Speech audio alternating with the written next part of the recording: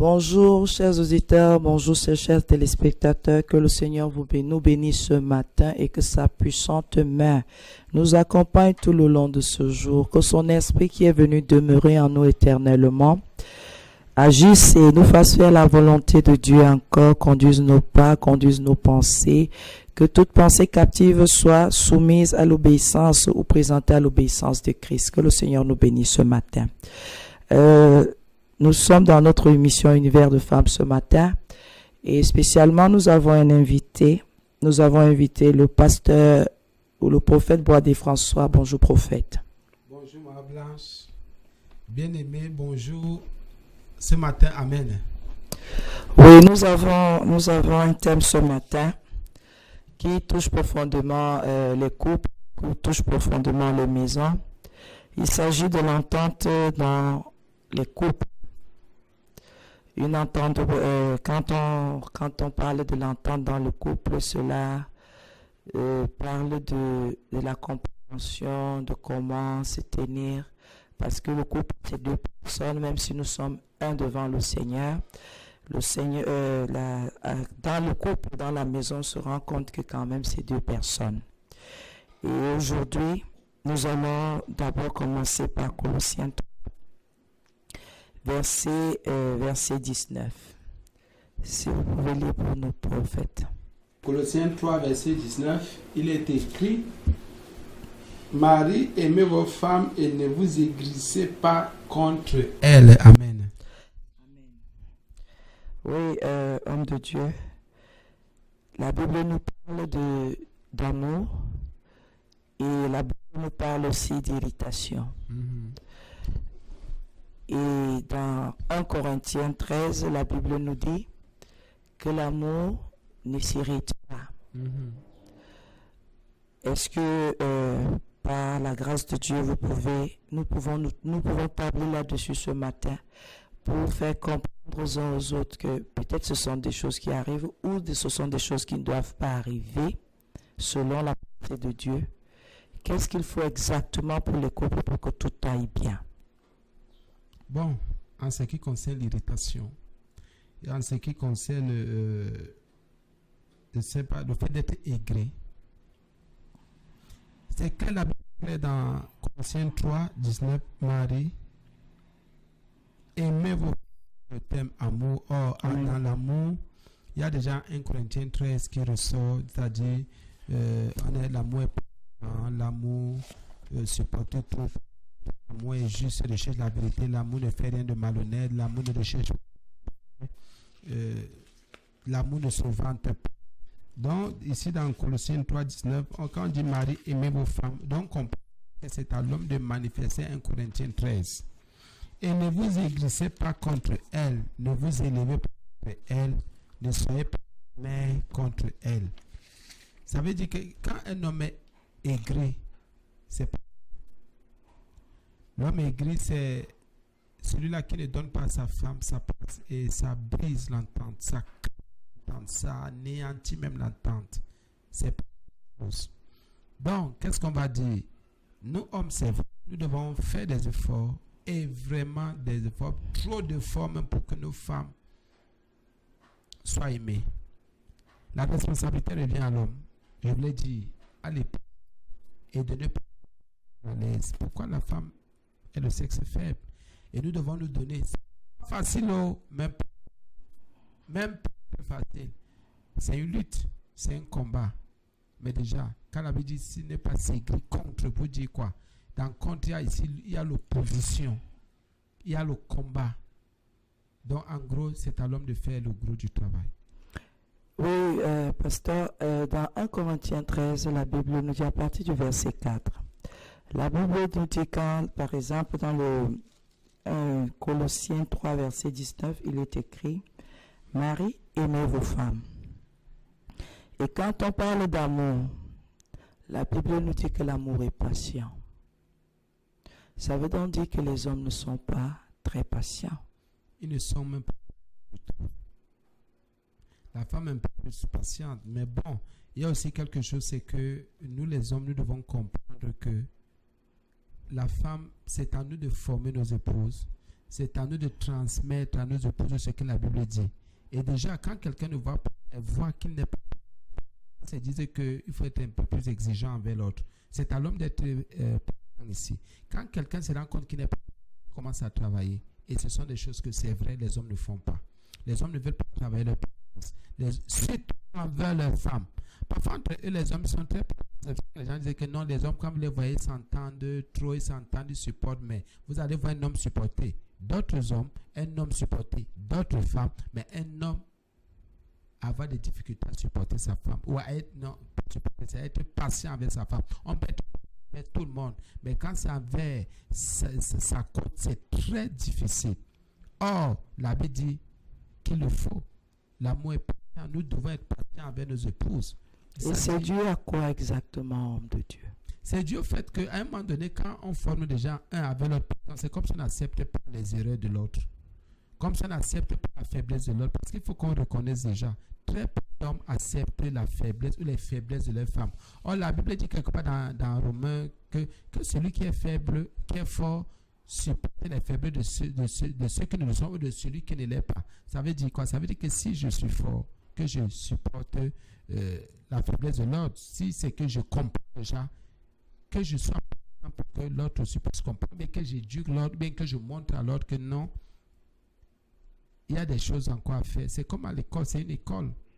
Comme un enseignant qui éduque l'enfant, qui enseigne l'enfant, qu'il sache que déjà, au début, la femme est faible. Oui, la Bible, c'est une exigence, c'est un mari, aimez vos femmes. Oui. Et quand on parle encore d'amour, on dit que l'amour est plein de bienfaits, plein de bonté. Oui, la bonté. Oui. Et en général, dans les couples, les femmes, l'homme se plaint de la femme se plaint de l'homme parce que ils se disent toujours que l'autre ne fait pas assez. L'un ne fait pas assez pour l'autre. À ce niveau-là, comment gérer cette situation?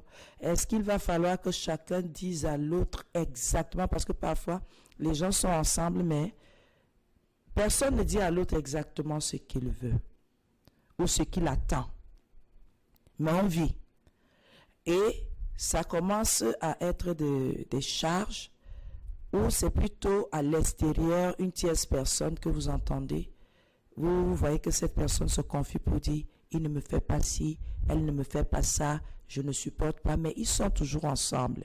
Quand la Bible dit ce matin « l'amour est plein de bonté », comment faire pour savoir que on a fait ce qu'il y a à faire concernant l'amour que nous avons donné à l'autre, nous avons rendu l'autre heureux. Nous l'avons comblé de bienfaits. Bon, c'est ça aussi, c'est vrai que quand il y a des personnes, on a l'impression que rien n'est fait d'un côté ou de l'autre. Parfois, c'est dû au manque de communication, au manque de dialogue, parce que on tâtonne, chacun ne sait pas exactement ce que l'autre veut. Justement, la sincérité de cœur, il faut être sincère.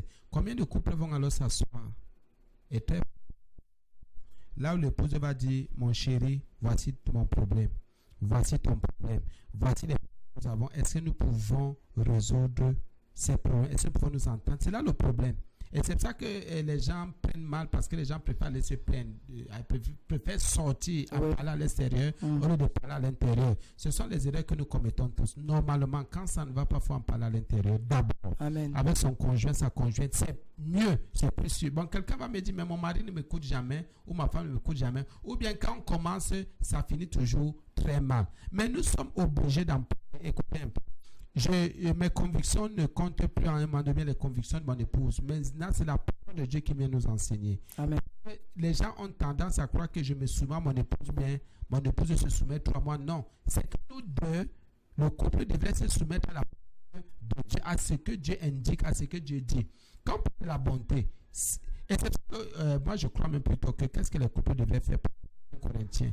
Dis bon, cette semaine, on va travailler la patience.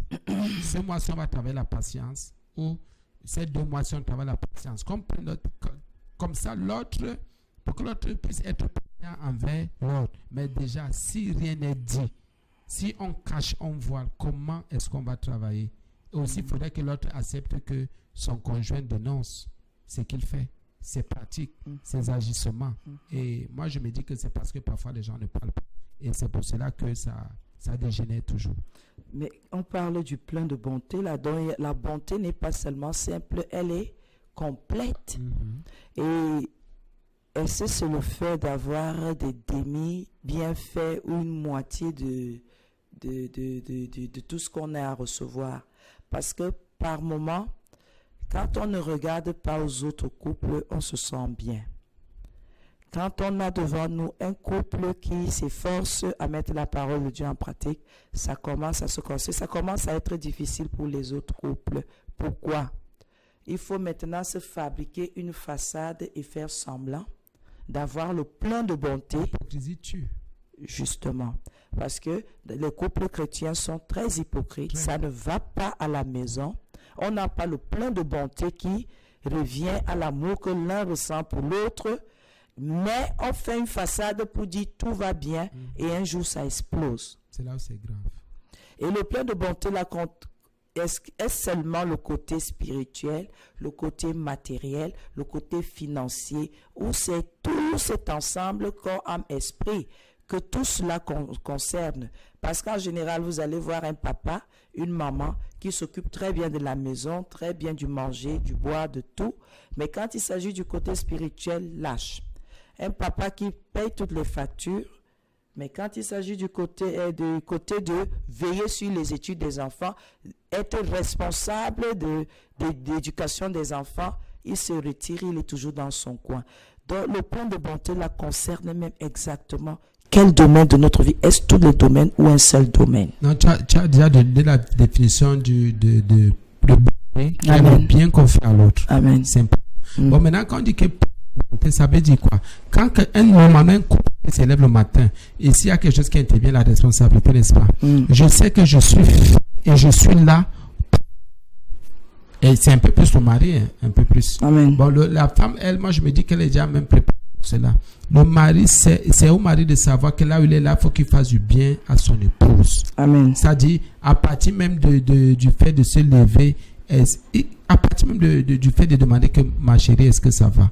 Si je demande déjà ma chérie, comment ça va? Est-ce que tu as bien dormi? C'est le bien. Parce que ces paroles-là déjà peuvent susciter le bien dans son cœur. Dire, mon époux, soin de moi déjà. Parce que prendre soin, ce n'est pas seulement donner à manger et à boire. Même les questions que je te pose, même la façon de te parler, c'est déjà un bien. Bon, maintenant, à partir de là, on peut y revenir au niveau des enfants, que ce soit au niveau des études, au niveau de la prière, au niveau de la parole de Dieu. Mais moi, je dis toujours, si on ne se tourne, si on ne regarde pas Dieu, il y a des choses qu'on ne pourra jamais manifester. Est-ce que les gens comprennent qu'il faut d'abord travailler ces choses-là? La bonté, c'est le travail, le bien, c'est le travail. Je prends un exemple très simple. Vous allez voir quelqu'un qui est habitué à faire du bien à sa mère, à ses frères et ses soeurs. Mais quand il arrive en couple, il est incapable de faire du bien à sa femme. Pourquoi en famille il a grandi, il est habitué à faire là-bas. Quand il vient maintenant en couple, pour lui, c'est comme s'il faut recommencer à zéro, comme s'il a une étrangère. Or, on ne peut pas épouser une étrangère. Même la Bible nous interdit d'épouser des étrangers. Dans ce sens, quand il dit étranger, c'est que je te rencontre aujourd'hui, je te connais aujourd'hui, on s'est marié aujourd'hui. Non. C'est dans ce sens-là. Il faut qu'on se connaisse au moins pendant un mois, ou une semaine, ou 2 mois. C'est un exemple que je prends comme ça. Bon. Donc, moi, je crois et je pense, selon ce que la Bible dit, que c'est à l'homme de faire, de se donner. C'est lui qui va présenter sa femme. Le bien ne finit pas au couple. Et le bien, comme tu as dit, couvre tous les domaines, tous les plans. Ce n'est pas seulement... Parce qu'il y a des maris qui disent, j'ai déjà fait ceci et c'est suffisant. Ce n'est jamais suffisant. C'est qu'un être peut donner dans le couple. Ce n'est jamais suffisant. Il faut se donner de la première heure à la dernière heure. Quand quelqu'un va se coucher, qu'il sente qu'il a donné le meilleur de lui-même. Parce que c'est aussi ça, c'est aussi ça le bonté là. Donner le meilleur de soi-même pour le bien-être de l'autre. Pour la croissance de l'autre, je me donne. Qu'est-ce que je vais dire ici? Je me donne pour que l'autre ait le sourire. Pas un sourire malhonnête, pas un sourire hypocrite, mais un sourire très sincère et honnête. C'est ça le plein de bonté là. Que l'autre, quand l'autre va me parler, que je ressente à moi-même une certaine paix dans son esprit. Amen. C'est ça le plein de bonté là. Amen. Oui. Et la Bible continue en nous disant que l'amour n'est pas envieux. Et à ce niveau-là, je reste et je dis, les époux peuvent-ils porter envie Oui. l'un envers l'autre? Dans quel sens? Est-ce dans le sens charnel, physique, ou dans le sens financier, matériel, social? Qu'est-ce qui peut susciter? L'amour n'est pas envieux. Prenons envieux dans un sens ici, dans le sens de mauvais désir. Amen. Oui. Dans la Bible dit que en amour, quand tu aimes quelqu'un, il ne faut pas que tu aies de mauvais désirs. Donc, mauvais désir, prenons aussi dans l'autre sens aussi. En dehors de mauvais désir, prenons aussi dans le sens de mauvaise pensée. Voilà. Donc, la Bible interdit, la Bible dit jamais. Pour dire qu'il n'y a pas concurrence, il n'y a pas rivalité. Il n'y a pas de rivalité. Amen. Il n'y a même pas. Et ici, là, les envies sont quoi? Les envies sont souvent des besoins qui sont inutiles aussi parfois. En général, oui, même. Des besoins inutiles. Ou bien des préoccupations inutiles. C'est ça aussi les mauvais désirs, les envies. Or, la Bible dit, nous savons que la Bible condamne. Ce n'est pas seulement au niveau des hommes, même au niveau des femmes, des épouses. Cette histoire d'envie. Les envies ne sont pas de Dieu. Ça, nous le savons. Nous savons que Dieu nous parle pour les besoins. Donc, les envies ici viennent encore même aigrir l'homme. Rendre l'homme plus aigri, ou bien le coup méchant. Et les envies ici ne sont pas... Imaginez un peu. Quand quelqu'un est... J'ai envie de ceci. Ça peut susciter une querelle terrible. Pourquoi? Si l'homme aime même pas, je bien la femme spirituelle, la femme, l'homme, la personne va dire, non, mais ce que tu dis n'est pas bien. Parce que si c'est un couple chrétien, le Saint-Esprit qui habite en l'autre ne va pas, mais pas une remarque qui va tout gâter. Or, le Saint-Esprit ne vient pas gâter, mais le Saint-Esprit vient pour établir la paix de Christ. Amen. Donc, faisons attention aux envies. Aux envies. Et parfois, les envies, nous les avons dans nos cœurs et nous commençons à les expulser, à les sortir, à les manifester. Parfois, à les pratiquer. La Bible dit jamais. Par exemple, je peux avoir une mauvaise. À un moment donné, si tu n'es pas mauvaise, ça peut gâter. Et j'utilise un exemple simple. Quelqu'un peut avoir envie de boire alcoolique, dit bon, il me faut une j'ai envie, voilà une envie. Mais tu étais ou non, je te bois une bière. La bière a monté dans sa tête. Imagine, sa femme va dire, mais tu sais, la Bible interdit ce genre de choses. Oh, fiche-moi le camp. Tu es Dieu, regardez ce que ça peut être. Une seule envie. Donc, justement, c'est à l'homme de voilà, et de vraiment de s'en éloigner. Amen. L'amour ne cherche pas à se faire valoir. Valoir cette chose. Oui, se faire valoir, donc ne se vante pas. Exactement. Et justement, écoutez un peu. On se vante par rapport à quoi? C'est ça aussi. Vraiment, à 95%, c'est l'homme qui ramène un peu. À 95%, c'est l'homme qui ramène un peu. C'est l'homme qui est... Mais les gens confondent toujours être grand et être chef. Tu peux être chef sans être grand. Et comme tu peux être grand sans être chef. Il faut qu'on le comprenne bien. Dieu a donné la chefferie aux hommes. Mais la grandeur aux deux. L'homme peut être grand, la femme peut être grande. Amen. On a vu ici, et d'abord même le dicton humain dit, derrière chaque grand homme se cache une grande femme. Voilà, c'est ce qu'ils ont dit. Donc, les grandeurs peuvent aller ensemble. Ou bien peuvent être équivalentes. Mais la chefferie appartient à l'homme. Ça, c'est la chefferie, c'est dans le sens, c'est un sens bien particulier ici. Mais nous disons, l'amour ne se vante pas. C'est moi qui ai fait ceci. Si ce n'était pas, d'abord, je suis venu te doter. Je t'ai sorti de votre trou de malédiction, là, le trou maudit, là, qui se marie chez vous. C'est une forme de... Quelqu'un, il veut déjà se faire valoir. Il veut montrer que c'est lui. Autant qu'en fait même, c'est pas la grâce de Dieu que certaines choses sont arrivées. Amen. C'est pas la grâce de Dieu que le couple. Donc, on ne se vante pas. Tous ceux qui se vantent, se vanter là, c'est montrer qu'on est trop positif. Enfin, on croit que c'est ça. Montrer qu'on est plus que les autres. C'est ça, se vanter.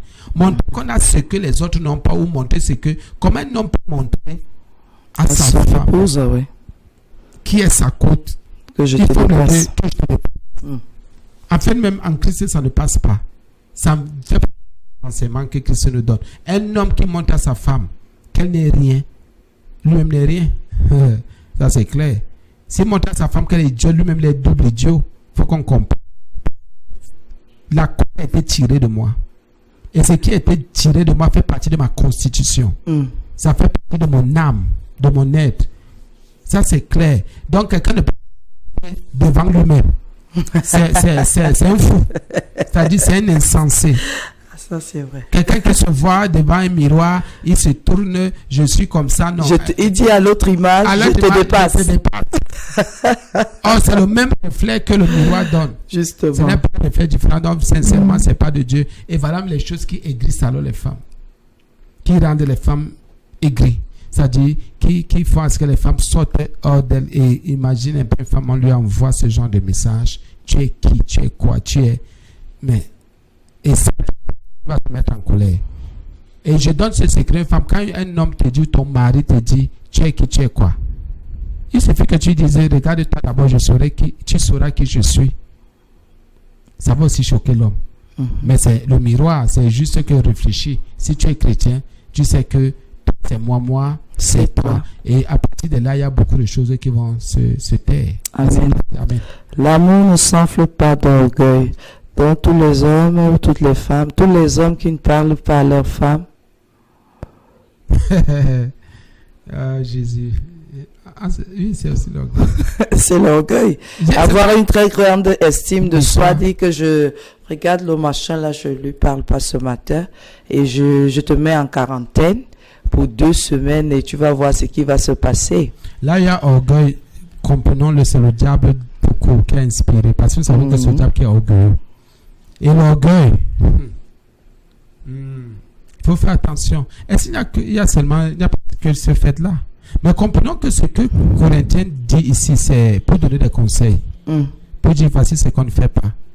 Et voici ce qu'on fait. Voici ce qu'un aimant Dieu fait. Voici ce que Dieu fait. Et voici ce que l'incrédule peut faire. Aussi faire. Dans la Bible, je sors ce que Dieu peut. Oh, nous le savons bien, quand on a cru en Jésus, le Saint-Esprit a répandu l'amour de Dieu dans nos cœurs. Donc, voici les choses que le Saint-Esprit ou pas. Un orgueilleux, dans tous les cas, Dieu résiste aux orgueilleux. Et pourquoi les hommes le font alors? Bon. Ils sont énervés. La Bible dit que l'amour n'est pas.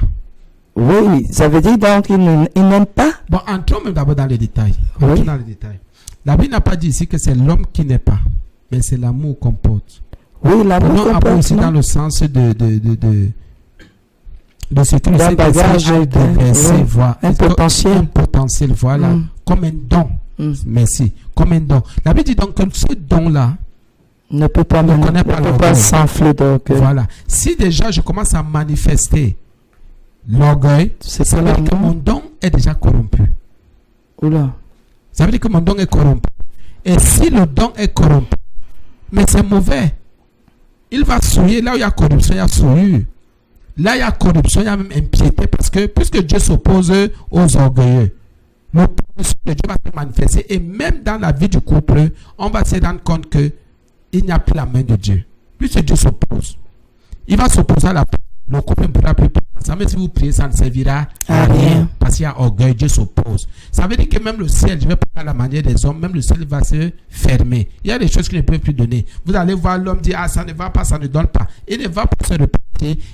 Bien mes frères, je vais en profiter pour donner un petit conseil aux hommes. Je voudrais plutôt donner un petit conseil aux hommes que quand ça ne va pas dans leur vie, qu'ils regardent leur relation avec Dieu eux d'abord. Pour ceux qui sont mariés, bien entendu, si avec Dieu se rendent compte que ça va, qu'ils regardent maintenant les relations avec leur femme. C'est d'abord le deuxième niveau qu'il faut regarder. Soi-même et la relation avec mon épouse. Est-ce que je pratique 1 Corinthiens 13? C'est très important. Parce qu'il y en a qui disent ça ne va pas, peut-être c'est à mon lieu de service. Regarde d'abord à toi-même, est-ce que ça va? Et déjà, même, je voudrais plutôt dire aux hommes, qu'à un moment donné, quand ça ne va pas dans leur vie, qu'ils regardent plutôt à leurs épouses, est-ce que ça va? L'homme peut se laisser, il voit si ça va.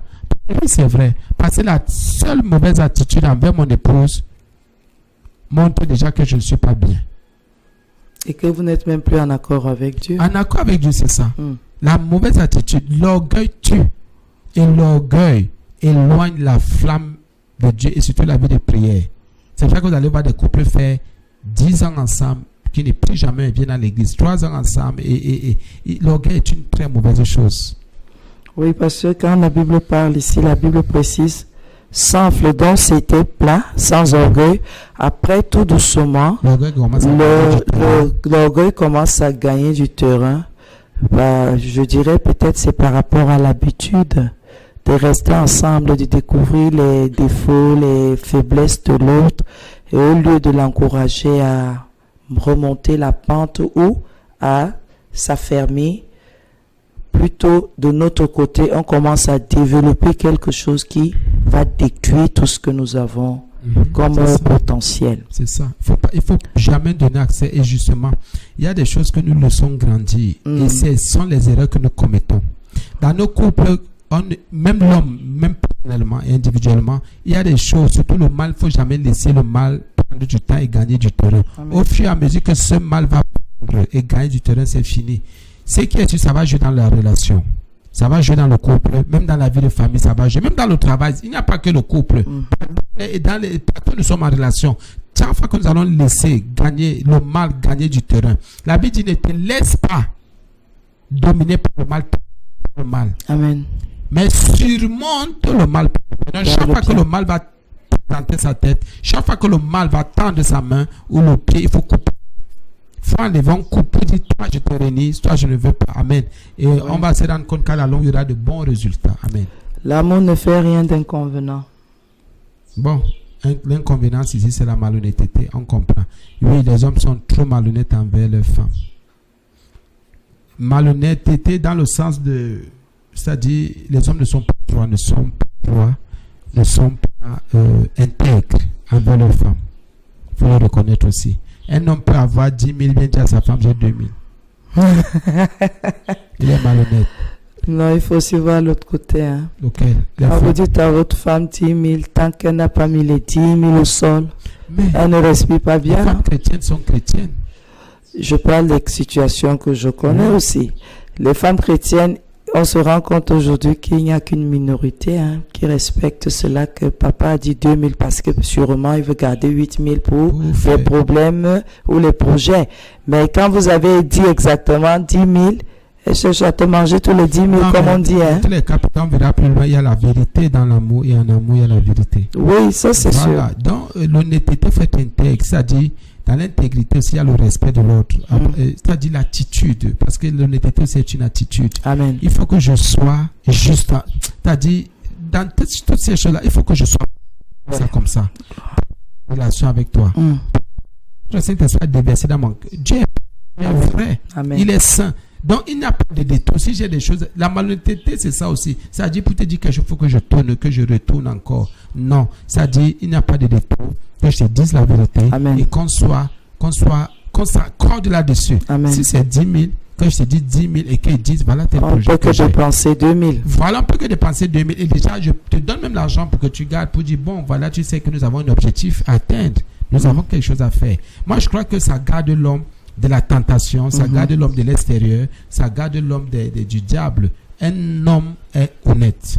Amen. Envers sa femme. Et si quand quelqu'un est envers sa femme, son épouse sera honnête envers l'extérieur. Généralement, les gens ont développé. C'est pour ça que les femmes devraient toujours dénoncer toute forme de malhonnêteté de leur mari. Amen. Il faut dénoncer. Mais je vais accuser mon mari. Non, dis d'abord ton mari en face que ce qu'il fait n'est pas bien. Commence par là.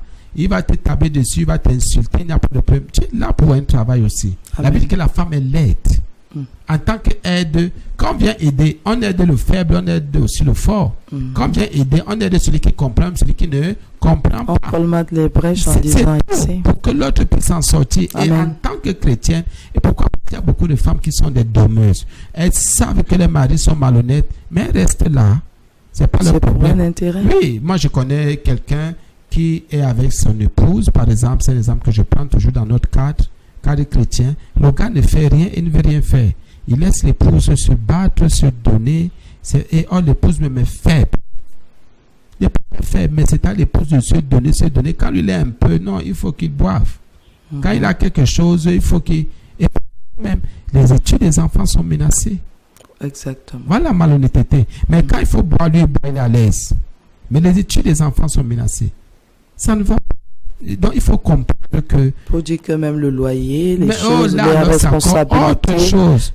monsieur n'est pas là, Voilà, et c'est ça, la c'est autre femme de chose. se débrouiller. C'est à la femme de se donner, de se battre. Imaginez encore quand elle tombe même enceinte. C'est encore grave. Imaginez, il est malhonnête. On peut ce genre de personne. Il est en train d'aigrir sa femme. Et ce n'est pas bon. Et il montre les choses, c'est pas bien, en fait. Et c'est là où nous remettons en question la foi de certaines personnes. Amen. Parce qu'il y a des choses que la foi nous enseigne. Amen. Et nous conseille aussi. Amen. Amen. Et la Bible continue. L'amour ne cherche pas son propre intérêt. Voilà. L'intérêt, c'est ce qui me revient.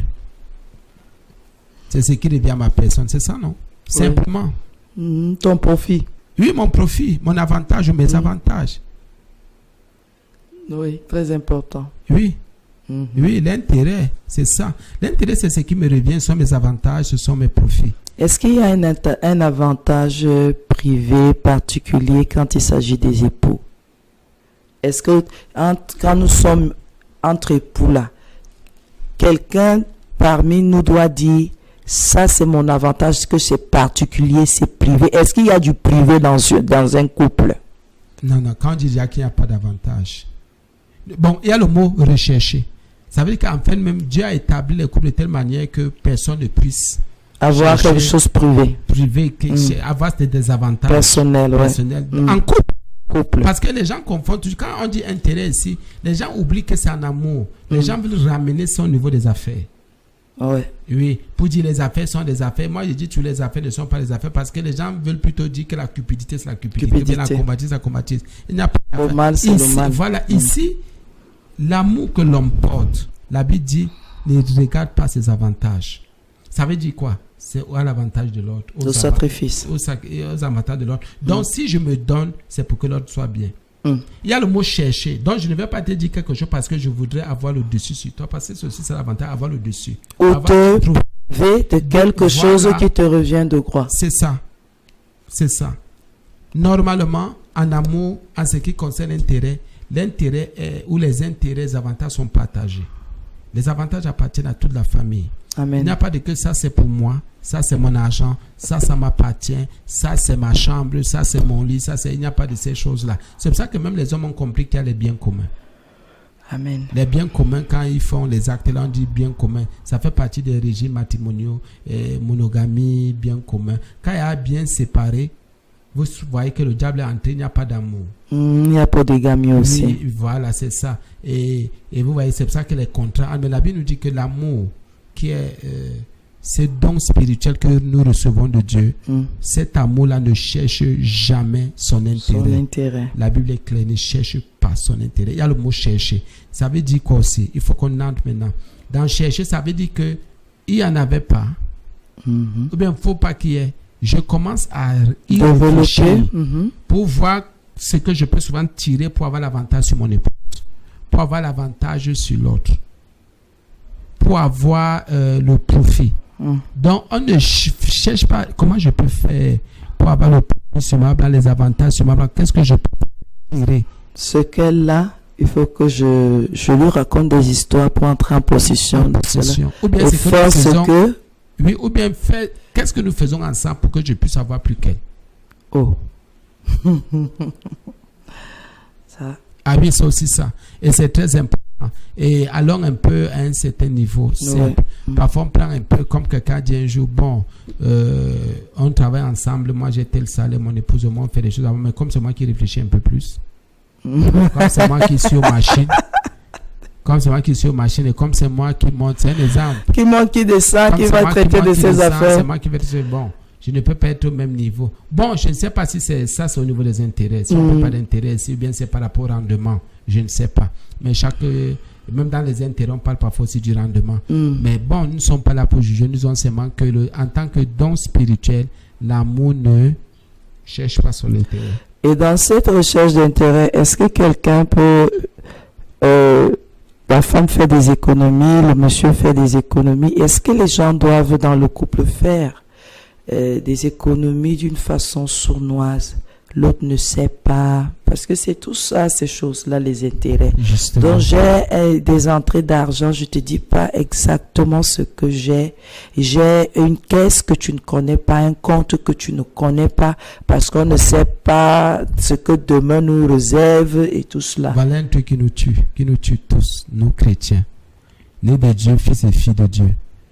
En premier, la Bible dit que l'homme quittera son père, sa mère s'attachera, un mot attaché. S'attachera à sa femme et les deux deviendront une seule chair, donc une seule personne. Amen. Moi, je me dis, selon la Bible, 1 Corinthiens 13, les égoïsmes sont... On n'a pas d'égoïsme ici. Pour dire quoi? Pour Ça dire n'existe que ça pas. n'existe même pas. Il ne faut même pas y penser. Et c'est des choses que le diable ne peut pas introduire normalement.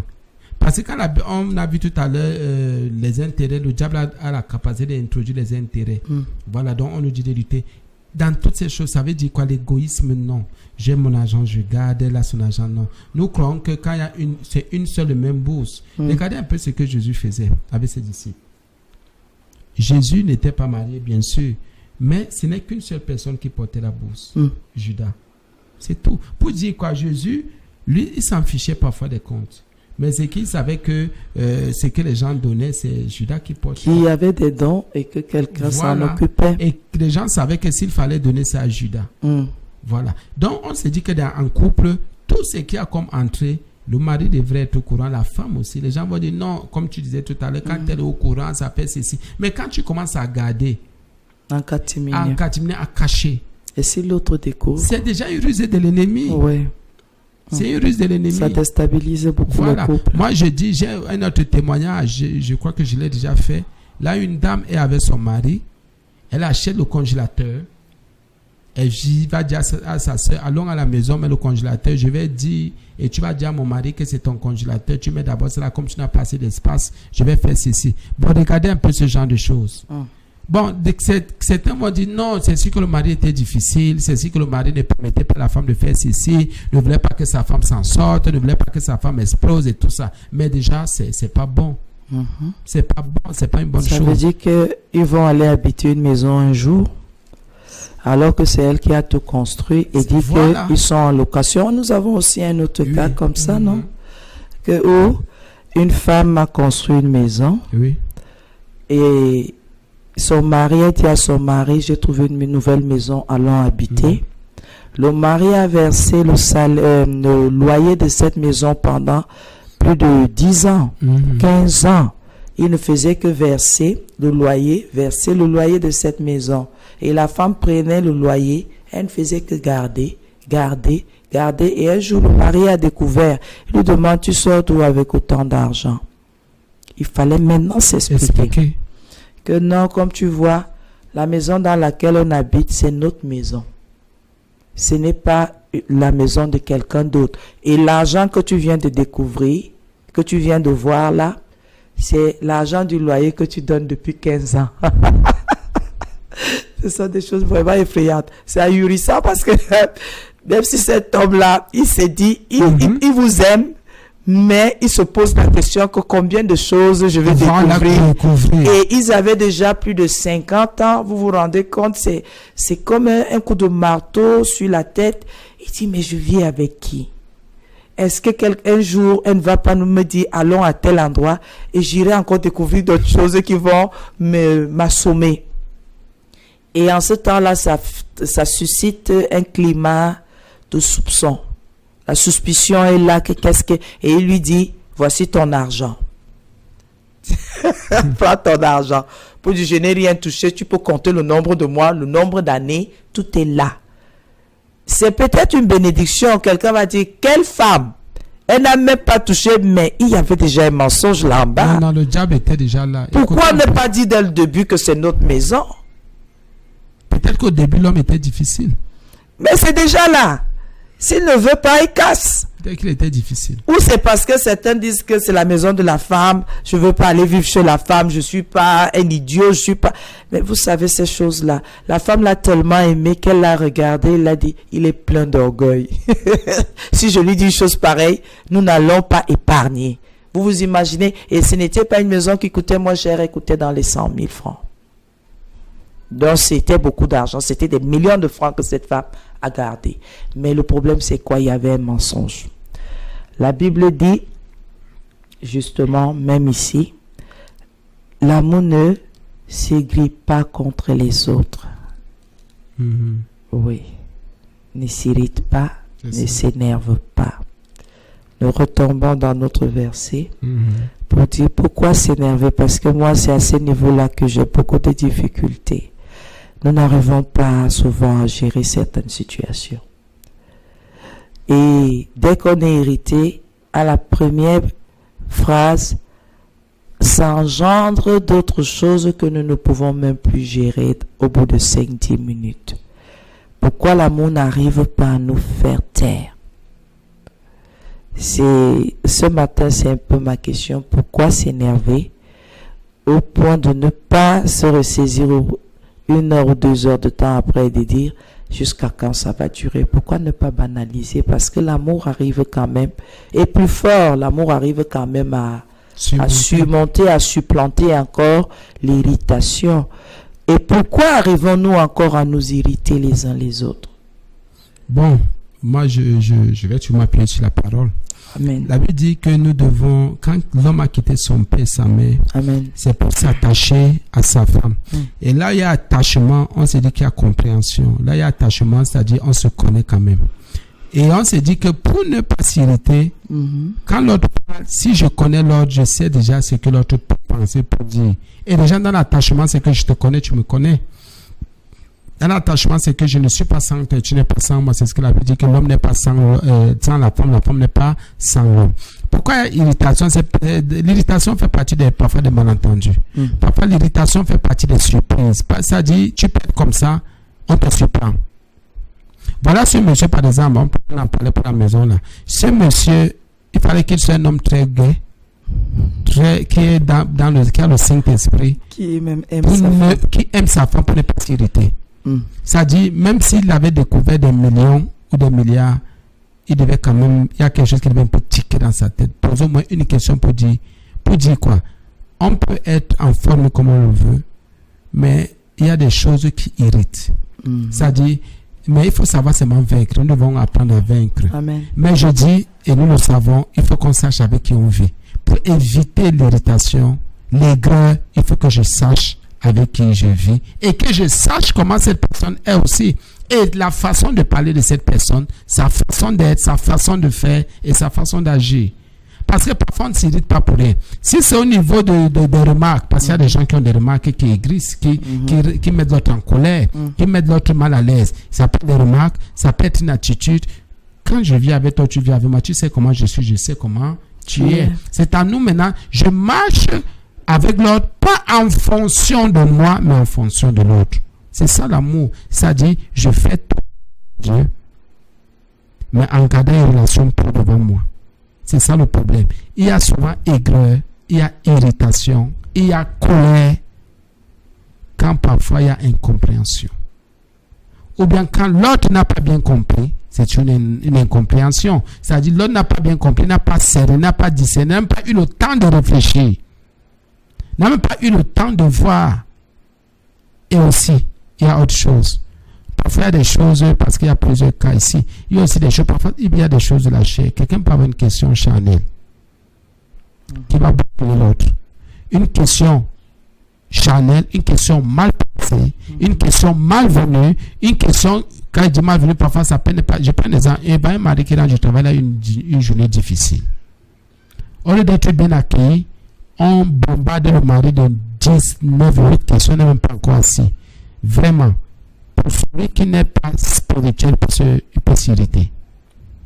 Et il peut dire à sa femme, laisse-moi m'asseoir. Parfois. Mais je suis venu à la maison, je ne veux pas ressortir.